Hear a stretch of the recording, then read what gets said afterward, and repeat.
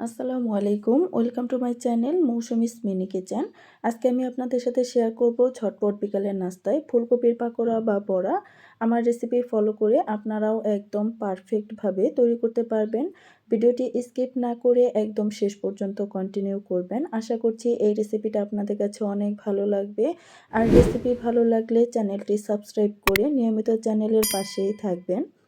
ফুলকপির পাকোড়া তৈরি করার জন্য এইখানে আমি প্রথমেই ফুলকপিগুলো ছোট ছোট করে পিস করে কেটে নিয়েছি এবং 15 মিনিট লবণ পানিতে ভিজিয়ে রেখে খুব সুন্দরভাবে পরিষ্কার করে নিয়েছি যেন ভিতরে কোনো পোকা না থাকে।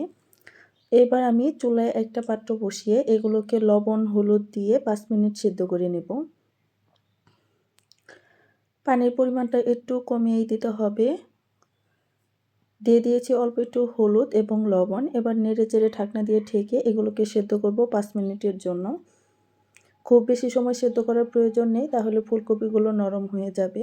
এবার একটা স্ট্রেনারের সাহায্যে এগুলোকে পানি ঝরিয়ে উঠিয়ে নিতে হবে। সবগুলো ফুলকপি কিন্তু পানি ঝরিয়ে উঠিয়ে নেওয়া হয়ে গেছে। এবার আমি একে একে সবগুলো মশলা এখানে দিয়ে দিব।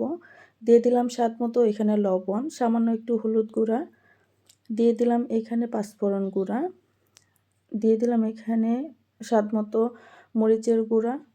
ঝালটা আপনারা আপনাদের ইচ্ছা অনুযায়ী দিয়ে দিবেন।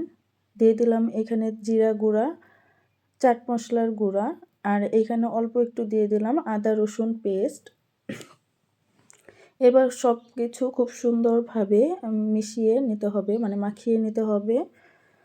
5 থেকে 6 মিনিট রেখে দেওয়ার পরে এখানে আমি দিয়ে দিলাম হাফ কাপের মতো ময়দা, আর দিয়ে দিলাম 1/4 কাপের মতো কর্নফ্লাওয়ার। এখানে ময়দা আর কর্নফ্লাওয়ার দেওয়ার চেষ্টা করবেন, তাহলে পাকোড়াগুলো খেতে অনেক বেশি ভালো হবে এবং ক্রিস্পি হবে। অল্প অল্প করে পানি নিয়ে এই পাকোড়াগুলোকে মাখিয়ে নিতে হবে যেন অনেক বেশি নরম না হয়ে যায়। তো আমি অল্প অল্প করে পানি নিয়ে খুব সুন্দরভাবে এগুলোকে মাখিয়ে নিয়েছি এবং 10 মিনিটের জন্য এগুলো রেস্টে রেখে দেব।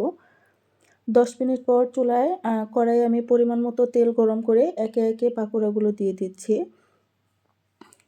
একবারে সবগুলো দিয়ে দেব না, অল্প অল্প কয়েকটা করে দিয়ে এগুলোকে চুলার আঁচটা মিডিয়ামে রেখে ভেজে নিতে হবে। চুলার আঁচটা হাই ফ্লেমে রেখে দিলে এগুলো উপর থেকে পুড়ে যাবে, কিন্তু ভিতরে সেদ্ধ হবে না বা ক্রিস্পি হবে না। এজন্য চুলার আঁচটা মিডিয়ামে রেখে এগুলোকে উল্টিয়ে পাল্টিয়ে ভেজে নিতে হবে 3 থেকে 4 মিনিটের মতো। আমার সবগুলো পাকোড়া কিন্তু ভেজে নেওয়া হয়ে গেছে। এবার একটা স্ট্রেনারের সাহায্যে তেল ঝরিয়ে উঠিয়ে নেব। এইভাবে আমি সবগুলোই কিন্তু ভেজে নেব। এই রেসিপিটা আমি একদম সহজভাবে আপনাদের সাথে শেয়ার করার চেষ্টা করেছি। আশা করছি এই রেসিপিটা আপনাদের কাছে ভালো লাগবে। যদি এই রেসিপি ভালো লাগে তাহলে প্লিজ আমার চ্যানেলটাকে সাবস্ক্রাইব করে দিবেন। পাশে থাকা বেল বাটন অল করে রাখবেন যেন পরবর্তী কোনো রেসিপি শেয়ার করার সাথে সাথে আপনারা নোটিফিকেশন পেয়ে যেতে পারেন। এইভাবে কিন্তু আমি সবগুলো ফুলকপির পাকোড়াই তৈরি করে নিলাম। আর দেখতে কিন্তু মাশাআল্লাহ অনেক সুন্দর হয়েছে। ব্যাস তৈরি হয়ে গেল মজাদার বিকেলের নাস্তায় ফুলকপির পাকোড়া। এইভাবে আপনারাও তৈরি করবেন, বাসার সকলেই কিন্তু খুব মজা করে খাবে। ভিডিওটি যারা শেষ পর্যন্ত কন্টিনিউ করলেন অবশ্যই একটা লাইক কমেন্ট করবেন। আপনাদের একটা লাইক কমেন্ট আমাকে অনেক বেশি অনুপ্রাণিত করে। আর অলরেডি যারা আমার চ্যানেলটাকে সাবস্ক্রাইব করেছেন আপনাদেরকে অসংখ্য ধন্যবাদ জানাই। আপনারা নতুন হয়ে থাকলে প্লিজ আমার চ্যানেলটা সাবস্ক্রাইব করবেন। আজকের মতো এ পর্যন্তই। আল্লাহ হাফেজ।